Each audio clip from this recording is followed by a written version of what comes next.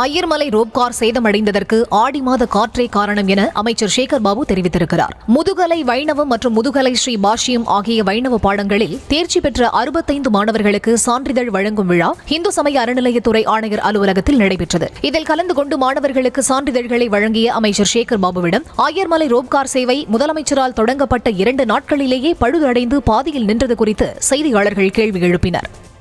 நேற்றைக்கு முன்தினம் ஆடி மாதம் என்பதால் அதிக காற்று, அந்த காற்று எந்த அளவு வீசுகிறது என்பதை மானிட்டரிங் செய்வதற்கு ஒரு இடத்திலே அந்த கருவியை பதித்திருந்தோம். அதில் 36 கிலோமீட்டர் என்று பதிவாகி இருக்கின்றது.